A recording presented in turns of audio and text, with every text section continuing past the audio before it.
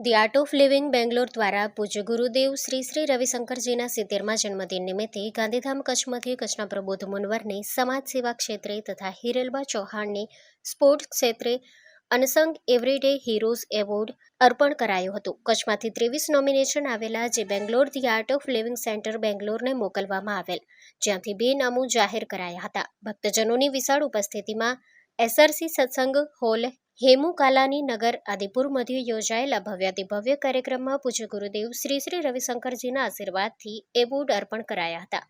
પ્રારંભે ભાવિક મિસ્ત્રીએ ભજન કીર્તન સત્સંગની ભારે રમઝટ જમાવેલ. પ્રબુદ્ધ મુનવરે આભારની લાગણી વ્યક્ત કરતા કચ્છભરમાં માનવજ્યોત સંસ્થા ભુજની ચાલી રહેલી પ્રવૃત્તિઓની માહિતી આપી હતી. જ્યારે હિરેલબા ચૌહાણે સ્પોર્ટ્સ ક્ષેત્રે મળેલ એવોર્ડ બદલ આભારની લાગણી વ્યક્ત કરી સ્પોર્ટ્સ અંગેની માહિતી આપી હતી. દીપકભાઈ ગુપ્તા, નરેન્દ્રભાઈ કચ્છી, અશોકભાઈ પરીખ, શિક્ષક માજાભાઈ આહિર તથા સમગ્ર ટીમે કાર્યક્રમની વ્યવસ્થા સંભાળી હતી. સ્ટોરી રિપોર્ટ બાય કરણ વાઘેલા, ભુજ. જય ગુરુદેવ. પૂજ્ય ગુરુદેવ શ્રી રવિશંકરજીના ચરણોમાં કોટી કોટી વંદન. આજે the art of living centre Bangalore દ્વારા પૂજ્ય ગુરુદેવ શ્રી શ્રી રવિશંકરજીના 70મા જન્મદિન નિમિત્તે ગાંધીધામ કચ્છ મધ્યે મને જે અનસંગ એવરીડે હીરોઝ એવોર્ડ આપવામાં આવ્યું છે, ત્યારે હું the art of living centre બેંગ્લોરનો આભારી છું. કારણ કે કચ્છમાંથી લગભગ 23 જેટલા નોમિનેશન ગયેલા, એમાંથી બેંગ્લોરમાં એની પસંદગી કરવામાં આવી. એમાં 2 નામો જાહેર કરવામાં આવ્યા.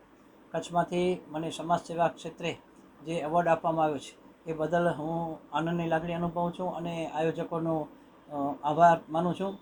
કારણ કે આજે લાંબા સમયથી છેલ્લા 20 વર્ષથી માનવ સેવા જીવદયાના કાર્યો કરું છું અને જ્યારે એવોર્ડ મળે ત્યારે એવોર્ડ એક એવી બાબત છે કે જે આપણે કાર્ય કરીએ છીએ એને પ્રોત્સાહન પૂરું પાડતું હોય છે. તો આજે ગાંધીધામમાં ભજન કીર્તન અને સત્સંગ સાથે એક એવોર્ડ સમારોહ ઉજવાયો.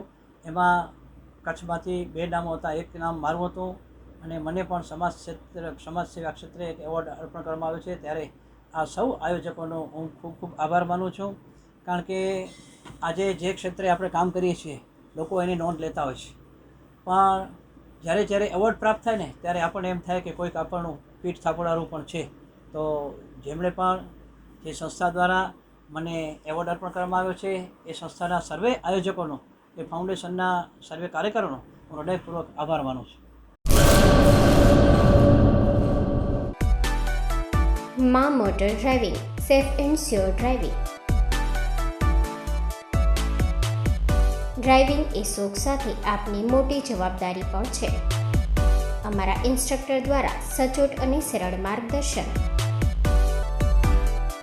આપની રોજની તાલીમની માહિતી મેળવીને શું અધુરાશ છે એના ઉપર પૂરું ફોકસ કરાય છે.